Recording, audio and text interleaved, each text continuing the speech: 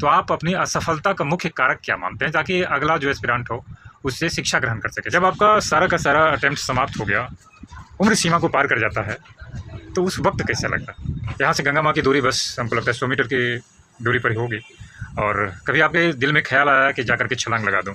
अपने YouTube channel global गौरव पर अपने तमाम व्यूवर का वेलकम करता हूं। दोस्तों, आज आपको मिलवा रहा हूं एक वैसे शख्स से जो कि यूनियन पब्लिक सर्विस कमीशन और स्टेट पब्लिक सर्विस कमीशन की परीक्षाएं देता था। लगभग 25 कुल मेंस इन्होंने दे चुका है और 5-6 जगह इंटरव्यू भी दे चुके हैं। गंगा के किनारे टहलते हुए इनसे भेंट हो गई, मुझे प्यास लगी हुई थी, पानी खरीद रहा था, तो इन्होंने कहा कि चलिए मेरे डेरे पर मैं आपको पानी पिलाऊं। मैं इनके डेरे पर आया हुआ हूँ और आइए मैं इनसे बातचीत करता हूँ, इनकी जर्नी को समझता हूँ। कब आए थे, यही इनका रूम है, कब आए थे यहाँ पर और कैसे कैसे इनकी जर्नी रही। तो आइए मैं मिलता हूँ उस शख्स से। सर, पहले अपना नाम बताइए आप। मेरा नाम हुआ शिवनाथ शर्मा। शिवनाथ शर्मा। मैं अपने दर्शकों को बता देना चाहता हूँ कि बस चलते चलते इनसे मुलाकात हो गई थी गंगा किनारे, तो बड़ा दिलचस्प व्यक्ति मुझे लगे। मुझे जोरों की प्यास लगी हुई थी, तो बोले कि चलिए मेरे रूम में आप पानी पी लीजिएगा, आरओ वाटर है मेरे रूम में, ला करके रखते हैं, देखिए इसमें, और इधर एक है उसमें भी ला करके रखते हैं। अच्छा, तो ये आरओ वाटर कहाँ से लाते हैं आप? आपके रूम में तो है नहीं वो सेट? बगल में एक वाटर प्लांट है, वहीं से लाते हैं। तो कैसे लीटर देता है वो? 1 रुपये। 1 रुपया में? प्रति लीटर के हिसाब से एक अच्छा लीटर अच्छा अच्छा अच्छा अच्छा 5 लीटर लाते हैं। 5 लीटर। 5 लीटर में 1 दिन का होता है या 2 दिन का? 1 दिन। 5 लीटर में 1 दिन का होता है। प्रतिदिन 5 लीटर हम पीते हैं। अच्छा अच्छा। तो शर्मा जी, बहुत पुराना मकान है ना? तो मुझे लगता है कि बहुत पहले इस मकान में आप आए होंगे। कितना दिन पहले आए हैं इस मकान में आप? इस मकान में काफ़ी पुराना, कुछ ईस्वी सन अगर याद हो? 1994 में हम आए थे। 1994, 2024 है, यानी 30 साल पहले आए थे, है ना? देख सकते हैं 30 साल पहले ये आए थे और इससे पहले भी इसमें रहे होंगे। इसकी कद काठी देख करके, इसकी बुनावट देखकर मुझे लग रहा है कि सचमुच में बहुत पहले का मकान है। 5 इंची का दीवार इसमें दिया हुआ है। तो जब इसमें आप आए थे उस समय कितना किराया था इसका? 200 रुपया। और अभी कितना किराया लगता है? 1200। अभी 1200। तो जब आप आए थे किस उद्देश्य से आए थे यहाँ पर? सिविल सर्विस की तैयारी करने के उद्देश्य से। सिविल सर्विसेज की तैयारी करने के प्री दिए, प्री दिए, मेंस दिए। मेंस दिए। मतलब कितने मेंस दिए हैं, कुछ याद है आपको? स्मरण नहीं है, जी। करीब 25 मेंस में दिया। 25 मेंस? अपने 25 कुल मेंस दे चुके हैं। वो बिहार पब्लिक सर्विस कमीशन हो, झारखंड पब्लिक सर्विस कमीशन हो, Uttar Pradesh public service commission हो और Madhya Pradesh public service commission. तो मेंस क्वालिफाई भी कभी किए या सिर्फ पीटी ही क्वालिफाई किए? नहीं, हम लगातार 3 बार इंटरव्यू भी दिया है। अच्छा अच्छा अच्छा। और बीपीएससी में जी। 43वीं, 44वीं और 42वीं भी मैंने इंटरव्यू दिया है, लेकिन सक्सेस नहीं। ठीक है, कोई बात नहीं सर। वो सफलता की एक अलग मिस्ट्री होती है। एक बात और मैं आपसे पूछना चाहूँगा कि पब्लिक सर्विस कमीशन के अलावा भी कोई एग्ज़ाम आप दिए हैं कभी? हाँ, रेलवे में एक बार मैं बैठा था। रेलवे में एक बार बैठा? रेलवे में वो एएसएम का। एएसएम? हाँ, एएसएम के लिए बैठे थे। उसमें भी मैं मेंस पास किया था जी। और साइको में हम पास नहीं कर पाए। उसमें आपकी छटनी हो गई? हाँ, छटनी। लेकिन मूलतः आप पीसीएस का ही स्टूडेंट रहा है। और यूनियन पब्लिक सर्विस कमीशन का भी मैंने पीटी दिया था। जी जी जी। एक बार पीटी क्वालिफाई करके मेंस दिए थे 2001 में। जी। वो तो स्वाभाविक सी बात है सर कि जो भी पब्लिक सर्विस कमीशन का एग्ज़ाम देता है वो यूपीएससी भी देता ही है, और अक्सर अच्छे विद्यार्थी और जो यूपीएससी देते हैं उनके दिमाग में एक बात भी रहती है कि मैं स्टेट सर्विस का जो एग्ज़ाम है उसको बहुत ही आसानी से निकाल लूँगा। लेकिन यहीं पर लोग गड़बड़ी कर जाते हैं। दोनों की परीक्षा जो होती है उसका नेचर अलग अलग होता है, और उस नेचर को भी समझना आवश्यक होता है। और उसमें जब यूपीएससी व्यक्ति देते रहता है तो उसकी एक अलग मनोदशा होती है। तो वो इसी मनोदशा होती है कि जो स्टेट सर्विस का एग्ज़ाम होता है उसको थोड़ा सा वह हे दृष्टि से देखता है उस समय। ऐसा कभी भी विद्यार्थियों को नहीं करना चाहिए, क्योंकि कंपटीशन बहुत ही तगड़ा है। और जैसा कि मैं आपसे बातचीत कर रहा था तो आपने ऑफलाइन बताया था कि सबसे पहले कोई भी छोटी मोटी नौकरी हो उसे ले लिया जाए, उसके बाद ही कमीशन की तैयारी किया जाए, तब सेफ रहेगा। मान लिया कि आपने 100% सिक्योर किसी भी चीज़ में नहीं हुआ जा सकता है, 99% सिक्योर है कि आप अपने लक्षित एग्ज़ाम को निकाल लेंगे, लेकिन 1% चांस रहता है कि आप फेलुअर होंगे।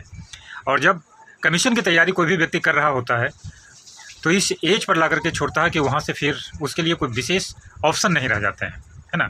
यही तो आप बतला रहे थे। हाँ, यही मैं बता रहा था। इसलिए कोई अपना एक लक्ष्य पहले से सिक्योर कर ले, उसके बाद पब्लिक सर्विस कमीशन में प्रवेश करें। तो आपका सब्जेक्ट क्या था? यूपीएससी मैं देता था हिस्ट्री जी ऑप्शनल के रूप में, और दूसरा ऑप्शनल लोक प्रशासन था जी। लेकिन यहाँ लोक प्रशासन, बीपीएससी में लोक प्रशासन और लेबर सोशल एंड वेलफेयर जी 2 सब्जेक्ट जी। ऑप्शनल के रूप में। अच्छा सर, तो ये बताइए कि सफल लोग तो अपनी अपनी बहुत सारी कहानियाँ बताते हैं कि मैं इस कारण सफल हुआ, लेकिन पब्लिक सर्विस कमीशन की जो भी परीक्षाएं होती है और विद्यार्थी उसकी परीक्षाएं देते हैं, बहुत कम सीट उसमें रहा करता है, संख्या लोगों की बहुत अधिक होती है देने वालों की, तो लाजमी है कि सबका तो होगा नहीं, बहुत मेहनत करने वाले भी कभी कभी छट जाते हैं। तो सफल लोगों को तो सब कुछ जानना चाहता है, लेकिन जो क्वालिफाई नहीं कर पाते हैं, मैं आज उनसे बात कर रहा हूँ, यानी शिवनाथ शर्मा जी से बात कर रहा हूँ। तो आप अपनी असफलता का मुख्य कारक क्या मानते हैं, ताकि अगला जो एस्पिरेंट हो उससे शिक्षा ग्रहण कर सके? सफल लोगों से तो सब शिक्षा ग्रहण करते हैं, लेकिन असफल लोग ज़्यादा बताते हैं कि मैंने यहाँ गलती किया, इसके कारण मैं क्वालिफाई नहीं कर पाया। तो आप अपनी गलती को कहाँ पर ढूंढते हैं? हाँ, ये सर्वप्रथम एस्पिरेंट को चाहिए कि मेंस की पहली तैयारी शुरू करें, और उसके पीटी से बाद पहले मेंस की? हाँ, मेंस अच्छा। का पहले तैयारी करें। जी, सो क्यों? और इसलिए क्योंकि अगर प्री का, चूँकि दोनों का डिफरेंसेज होता है तैयारी करने का, और उसका जो अध्ययन सामग्री है दोनों का डिफरेंट होता है। अच्छा पीटी का बहुत व्यापक होता है जी और मेंस का केवल चुने हुए सब्जेक्ट का ही पढ़ना पड़ता है। जी तो अगर मेंस का पहले तैयारी हो चुका रहता है, फिर उसके बाद पीटी का तैयारी करे, तो पीटी निकलते ही मेंस का पहले से चूँकि तैयारी है, इसलिए वो इंटरव्यू तक जाएगा और सिलेक्शन हो जाएगा। अच्छा। लेकिन जी अगर पीटी का पहले ही तैयारी करता है तो जी। उसका ब्रॉड माइंड अवश्य होगा, जी लेकिन पीटी ही पास करेगा। मेंस का चूँकि समय पीटी पास करने और मेंस का परीक्षा होने के बीच समय बहुत कम मिलता है, तो उस बीच मेंस की तैयारी नहीं हो पाता है। यही कारण है कि आगे तक वो नहीं बढ़ पाता है अच्छा और सफल हुआ नहीं हो पाता। अच्छा अच्छा। आपने बहुत ही कीमती बात बतलाई कि कोई अगर सिविल सर्विस की तैयारी करता है तो सिलेबस रखे मेंस का और पीटी का, यानी प्रीलिम्स का, और मेंस के सिलेबस पर भी पीटी यानी प्रीलिम्स की परीक्षा के पहले ही उस पर ध्यान देना शुरू कर दे, ताकि पीटी पास करने के बाद मेंस के समय उसको सिर्फ दोहराव का काम रहे, बस हाँ, है ना? केवल उसको रिवीजन करने सिर्फ का उसको वक्त रिवीजन करने का रहे। और इस तरह से अगर कोई करेगा तो फिर उसकी सफल होने की संभावना 100% हो जाती है। अत्यधिक रहती है। सिविल सेवा में 100% तो नहीं कहा जा सकता सर।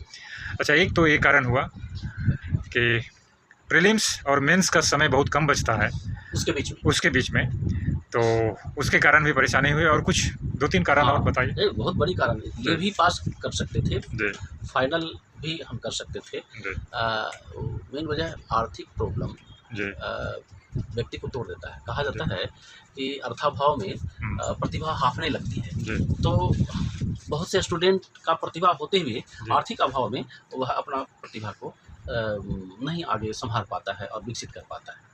तो हमारा तो हम जो है भुगतान जी कर जी रहे हैं। ठीक, बिल्कुल सही बात। तो आर्थिक अभाव किस तरह से विद्यार्थियों को प्रभावित करता है और कहाँ कहाँ प्रभावित करता है? करता है जैसे जब पढ़ रहा होता है जी तो उसमें कई किताब, कई जी जर्नल उसे जी मंगानी पड़ती है, जी अर्थाभाव में वह नहीं ला पाता। दूसरा पेपर भी उसे प्रतिदिन कई पेपर पढ़ना होता है जी और कटिंग करके रखना होता है, जी तो अर्थाभाव में वह नहीं कर पाता है। जी ऐसी स्थिति में वह अन्य जो लड़के हैं जो अर्थ से परिपूर्ण हो जी और वह सब कुछ सामग्री के साथ पढ़ रहा होता है, तो उसे कंपटीशन वो नहीं कर पाता है। जी तो ऐसी स्थिति में यह असफल और वह सफल, जबकि प्रतिभा सेम उससे कमतर रहता है, उसके बावजूद भी यह सफल नहीं वह सफल होता है।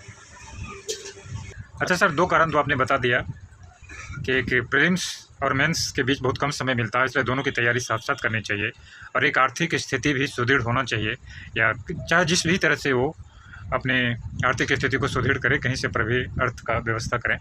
और तीसरा कारण क्या मानते हैं आप? तीसरा कारण मैं बताया कि अच्छे जी। प्रतिभाशाली छात्रों के साथ संगति मतलब एक ग्रुप स्टडी होनी चाहिए, ग्रुप स्टडी है ना? और एकल स्टडीज में नहीं, एकल स्टडी घातक होता है, हाँ, घातक होता है। वह ब्रॉड सोच नहीं रख पाता। नहीं रुक पाता, खूब मंडूक हो जाता है कि मैं जो मान रहा हूँ हाँ, मैं ही अधिक मान रहा हूँ। हाँ, और कमी ग्रुप कमी का एहसास नहीं होता है। जी हाँ, तो ग्रुप स्टडी में हो जाता है कि मेरे सामने के जो बच्चे हैं वो कितना जानते हैं। अच्छा, और लेकिन इसमें ईमानदार होना चाहिए, जो भी ग्रुप स्टडी में हाँ, जो भी ग्रुप्स के लोग होते हैं ईमानदार एक होना दूसरे चाहिए, से प्लस हाँ, वो एक जिलस नहीं होनी चाहिए। जिलस अच्छा, और दूसरी बात यह है कि उसमें प्रतिस्पर्धा की भावना डेवलप होती है जी। कि मैं उससे और बेहतर करूँगा। यह भावना अकेले में नहीं हो पाता है, लगता है कि मैं ही ज़्यादा जानता हूँ। वह स्वाभिमान और अभिमान में गुरूर रह करके अपनी कमी को निखार नहीं पाता है, तो यही कारण है कि वह असफल होता है। चलिए सर, आपने 3 मुख्य कारण बता दिए। और एक पॉइंट और होनी चाहिए हमारी तरफ से जी। कि स्वास्थ्य भी उसका उत्तम होनी चाहिए। बीमार व्यक्ति कभी भी पब्लिक सर्विस कमीशन पास नहीं कर सकता। लेकिन ये सर मेरा दावा है। तो स्वास्थ्य वगैरह तो फिर ये तो गॉड गिफ्टेड चीज़ हो जाती है, उसको खुद ब खुद कैसे हाँ। मतलब अपने स्वास्थ्य पर लड़का ये ध्यान ध्यान दे, देते रहना सिर्फ चाहिए। पढ़ाई नहीं करनी चाहिए, हाँ, अपने बीच में स्वास्थ्य अगर पढ़ते हुए अगर बीमार पड़ जाता है तो उसको कई दिन की पढ़ाई जो तैयारी कर चुका होता है जी, वह जी, लैप्स कर जाता है। लैप्स कर जाता है। हाँ, तो यही कारण है कि एक पॉइंट एक कमी जो होती है स्वास्थ्य उसको भी पूरा करते हुए पढ़ाई करना चाहिए, मेरा एक सुझाव है। आगे की ओर आते हैं। जब आपका सारा का सारा अटेम्प्ट समाप्त हो गया, जब व्यक्ति देता रहता है कि चलो मैं दे रहा हूँ, एसपी कलेक्टर बन जाऊँगा, डीएसपी बन जाऊँगा, एसडीओ बन जाऊँगा, लेकिन जब उम्र सीमा को पार कर जाता है तो उस वक्त कैसा लगता है? हाँ, वो बहुत बढ़िया प्रश्न आपकी। एक तो घर से वो चला होता है आईएएस बनने का ख्वाब लेकर, जी, और वह पूरा परिश्रम करके अंतिम पायदान तक प्रयास करता रहता है। जब उसका उम्र सीमा ख़त्म हो जाती है और सफल नहीं होता है, तब उस समय मरणासन की स्थिति होती है कि क्या करें क्या ना करें। हम अपने परिवारों को जो जी। अपेक्षा काफ़ी रखा जी, होता है जी, उसको पूरा नहीं कर पाए। जी, दूसरा, समाज को भी हम नहीं कुछ कर पा रहे हैं। जी, ऐसी स्थिति में वो सुसाइडल केस की स्थिति आ जाती है, जी, या तो आत्महत्या कर ले या फिर और या तो योगी बन जाए, ऐसा जी, जी, विचारधारा जी, उत्पन्न हो जाता है। तो वह स्थिति बड़ा संवेदनशील होती है और उस समय नियंत्रण करने की ज़रूरत पड़ती है। मानसिक नियंत्रण बहुत ज़रूरी है और ऐसे समय में कोई अच्छे जो सहपाठी होते हैं वो उसको नियंत्रित कभी करता है। कभी आप भी इस मनोदशा से गुजरे हाँ, कि मैं आत्महत्या कर लूँ? हाँ, 2-3 बार ऐसा स्थिति आई, लेकिन मैं अपने आप को सँभाल लिया। क्या कि एक बार मुझे कोई लड़का बताया था, चूँकि आप गंगा जी के बहुत नज़दीक में रहते हैं, आप जहाँ पर रहते हैं, यहाँ से गंगा माँ की दूरी बस हमको लगता है 100 मीटर की दूरी पर ही होगी, और कभी आपके दिल में ख़्याल आया कि जा कर के छलांग लगा दूँ, लेकिन उस समय अपने आप को आप नियंत्रित किए या कोई मित्र आपको समझाए, क्या किए? आप हाँ, स्वविवेक का लगाम लगाए या किसी ने आपको आपके मनोदशा को ताड़ करके समझाया?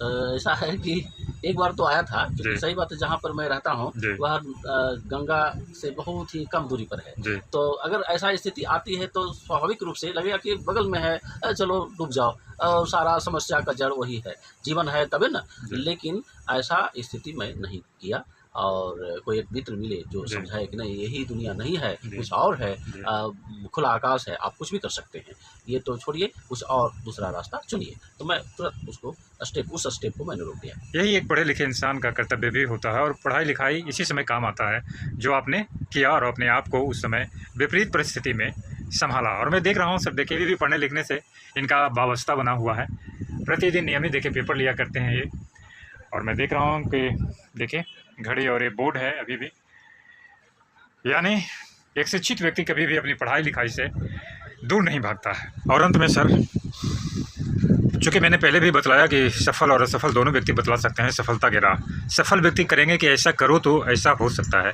और असफल व्यक्ति बताएंगे कि ऐसा करोगे तो ये कभी नहीं हो सकता है ना? हाँ, एकदम सही।